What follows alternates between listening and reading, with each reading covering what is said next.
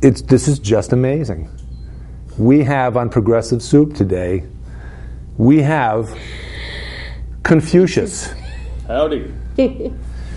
He's stepped out of a time machine from 2,600 years ago, or 551 to 479 BC. Wow, you've gone through a couple of birthday cakes, haven't you? Yeah, thousands. Thank Google for that.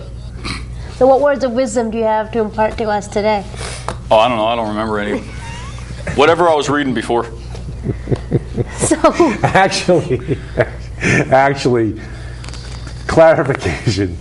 Not Confucius. And he's got a T-shirt somewhere that says, "No, I'm not Confucius, so don't ask me." Unless I was reborn. I don't know about that. But it's possible. All right. Progressive Soup, welcome. I'm David Stevenson. Co-host, Emily Volpintesta, co-host. Thank you. And Michael Tuohey, who has a very interesting show on Comcast called, as you can see on the screen, Expose Cinema. And we're going to hear a lot about Expose Cinema. And Mike's been doing his show for a very, very long time, and it's got a lot of narrative to tell us about his show. And well, go ahead.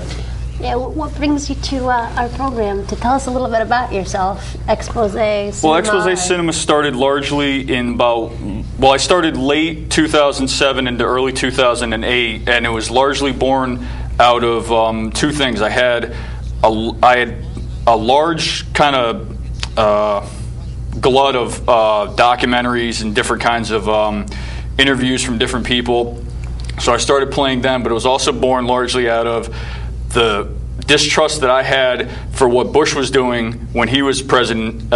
So I was seeing a lot of things that was either it was just strictly Republican or it was strictly Democrat, but I wasn't seeing anything more libertarian-based or more centrist or in the middle. It was either, okay, you're either a conservative or you're a liberal. You're either red or you're blue. There's nothing in the middle. Interesting. So you started the show and you had a lot of videos that you imported and showed, and I'm presuming I've seen some of the earlier shows.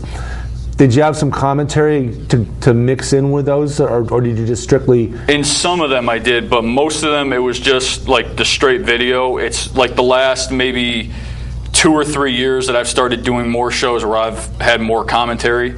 But for the first couple years, it was mainly just the straight videos.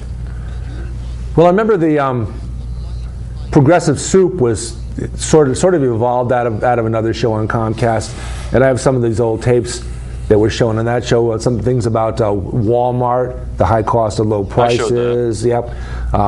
Pig farming. I've got that video that talks about corporate pig farming.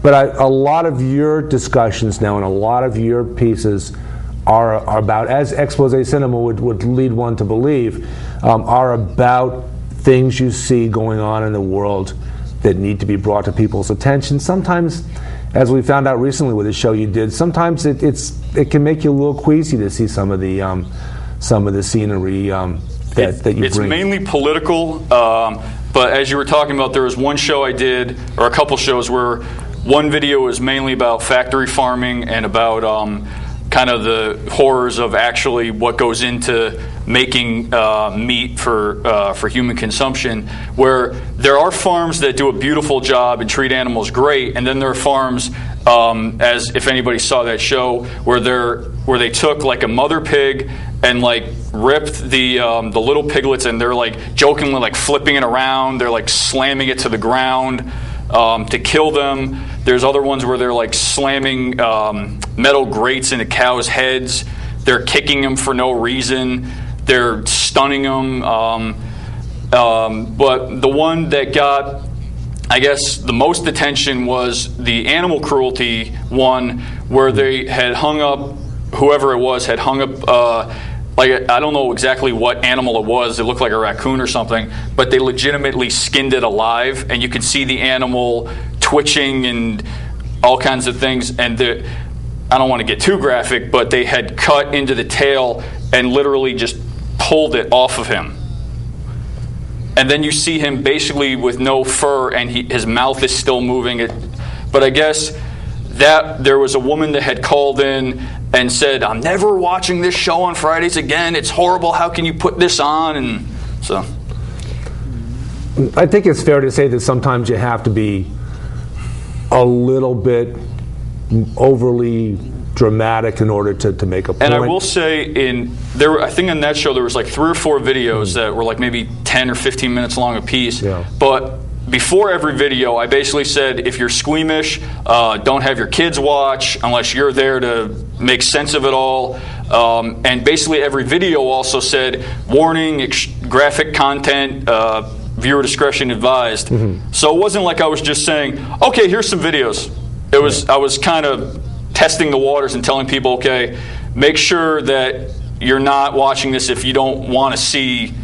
But there was also a video, I think it was the first one I did, where they talked about the seal hunt that goes around yearly in Canada, where they basically just beat these animals with like steel rods. Right. That's been subject Club matter death. for many, many years about this annual rite of passage for kids that they're taken out to do these things. And Oh no, this is sanctioned by the Canadian government. yeah, but there's this Yeah. it's sort of a tribal kind of thing with Eskimos and some other folks that do these.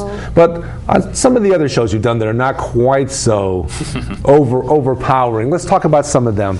What are the shows that you found have been the most gratifying to do? I've done a lot of shows recently about either eating right. I did a couple shows about secrets and deceptions of like supermarkets. It was 2 British documentaries, but it actually, there's a lot of parallels between British supermarkets and the U.S. Like they were talking about how if produce doesn't look right, like if an apple isn't perfectly red, or if this tomato doesn't look this way, they'll just chuck it. They showed a potato farmer who literally had tons and tons of potatoes just sitting in a field, just wilting and going bad because he couldn't sell them because it had like a minor blemish on it. Right. It was perfectly edible, but he couldn't sell it because the supermarket would just throw it out to begin with. Yeah. So I was saying, if you don't want to sell it or you can't sell it, give it to like a homeless shelter or give it because I don't think any homeless person or any like food bank or whatever is going to say, oh, you know what, that blemish, I don't like that. But they were also talking about, I want to say Kenya, but I might be wrong, in the African country, where they were talking about they're measuring like beans, and if the bean isn't perfect, they would throw that out. So even in very underdeveloped countries and very poor and malnourished countries, they're still looking at it like we have to have perfect produce, even though it might be perfectly nutritious and nothing wrong with it. But if it doesn't look right, we become programmed that if it doesn't look right, it must be bad. So people are focusing more on the cosmetic appeal of food rather than the nutritional value or the health value. Because as we were talking before we came on the air about, I was at a Memorial Day picnic yesterday, and the chef, there was a chef that was holding it, and he was telling us about chicken and beef being treated with bleach in order to extend the shelf life of it and to give it that rosy glow in the case of beef. Right. But probably not exactly what you'd want to be putting on your table. No. And then today, Reader Supported News has a story about,